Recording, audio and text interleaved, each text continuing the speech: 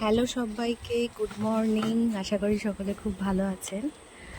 আর একটু ছাদে এলাম, ভিডিওটা করছি। এই যে পুঁই শাক, পুঁই গাছটা আপনাদের দেখাবার জন্য। এই পুঁই শাকের গাছটা বেশ বড় হয়ে গেছে, লতিয়ে লতিয়ে অনেকটা উঠে গেছে। খানিকগুলো ডাল মা কেটে দিচ্ছে।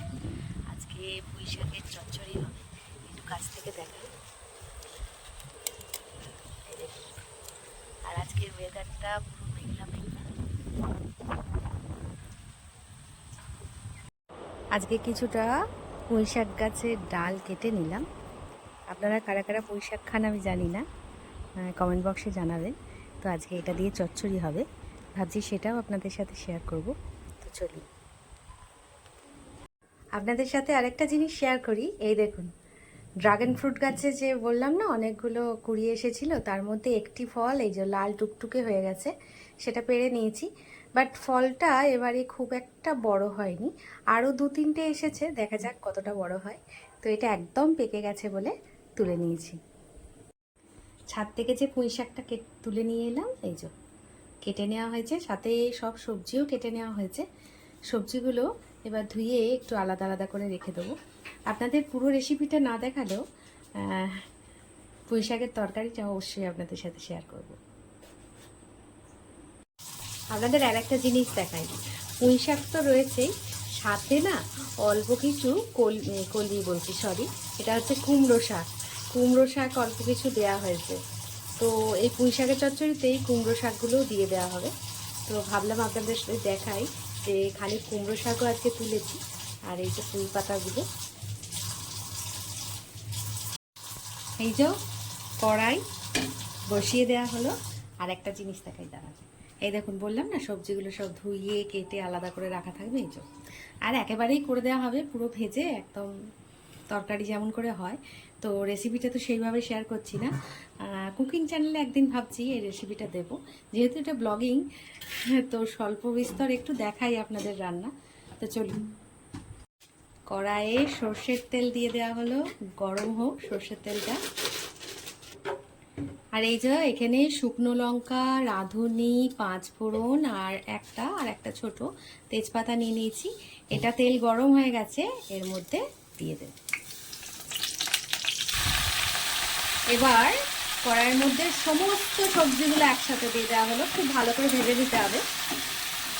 আপনাদের সাথে তো সেভাবে কোনো ভিডিও শেয়ার করা হয় না, সেই কারণেই মাঝে মাঝে ভাবি একটা দুটো যদি কুকিং রেসিপি শেয়ার করতে পারি খুব ভালো হয়। আচ্ছা, এবার এগুলো ডাঁটাগুলো দিয়ে দেবো। হ্যাঁ, এই ডাঁটাগুলো ভাজতে একটু সময় লাগে, তাই এর সাথেই দিয়ে দেবো।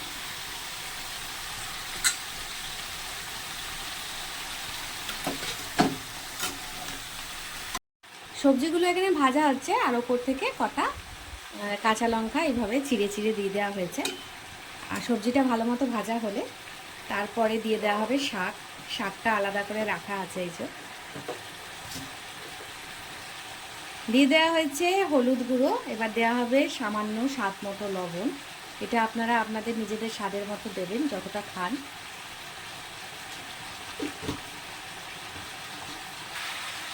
তো সবজিগুলো এখানে ভাজা হচ্ছে, এবার দিয়ে দেব এই যে ধুয়ে রাখা শাকগুলো। আর এই চচ্চড়িতে খুব বেশি জল ব্যবহার করব না, কারণ শাক থেকে প্রচুর জল বেরোয়। আপনাদের সাথে পুরো রেসিপিটা শেয়ার করতে পারবো কি না জানি না, যতটা সম্ভব করলাম। তবে রেডি হয়ে গেলে অবশ্যই শেয়ার করব, কারণ অফিস যাওয়ার একটা তাড়া থাকে, সেই কারণে খুব তাড়াহুড়ো করছি, তাই পুরোটা শেয়ার হবে বলে মনে হচ্ছে না। তবে যতটা পারছি দেখাচ্ছি আপনাদেরকে। পুঁই শাকের চচ্চড়ি অলরেডি ডান। এবার দেওয়া হচ্ছে এর মধ্যে একটি সিক্রেট ভাজা মশলা। এই মশলাটার ব্যাপারে পরে নয় শেয়ার করব, এখন দেখিয়ে দিলাম। তো তরকারিটা রেডি হয়ে গেছে, ভাবলাম আপনাদেরকে একবার দেখিয়ে দিই। তো এই হচ্ছে পুঁই শাকের চচ্চড়ি। অফিস যাওয়ার জন্য একদম রেডি হয়ে গেছি। রেডি হয়ে এই জানলাটার কাছে একটু বসি। এই জানলাটার কথাই আজকে আপনাদের সাথে একটু শেয়ার করি। আমি ম্যাক্সিমাম যে মিউজিক ভিডিওগুলো, যে লিপসিং ভিডিওগুলো থাকে, এই জানলাতে বসেই করি। আর অফিস যাওয়ার আগে এই জানলাতে বসে বেশ কিছুটা সময় আমি কাটাই। যদি কোনো কিছু লেখালেখি থাকে সেটা করি, কিংবা কোনো যদি শর্টস ভিডিও ইচ্ছা করে করতে, তো সেটাও আমি এই জানালায় বসেই করি। তো এই জানালাটা আমার ভীষণ প্রিয়, ভাবলাম আজকের ভিডিওটা এই জানালাতেই শেষ করি। আশা করি আজকের ভিডিওটা আপনাদের ভালো লাগবে। আমি চেষ্টা করেছিলাম পোর্ট্রেট মোডে ভিডিও করছি, তো 2 মিনিটের মধ্যেই একটা ভিডিও কমপ্লিট করে ফেলবো, কিন্তু হলো না। পোর্ট্রেট মোডে সেটা অনেকক্ষণের হয়ে গেল ভিডিওটা। সে যাই হোক, ভিডিওটা আজকে আপলোড করব। আশা করি আপনাদের ভালো লাগবে। আর সকলে খুব ভালো থাকবেন, সুস্থ থাকবেন, আর সব সময় হাসি খুশি থাকবেন। আজকের মতো তাহলে এখানেই ভিডিওটা শেষ করছি। আজকের মতো আসি।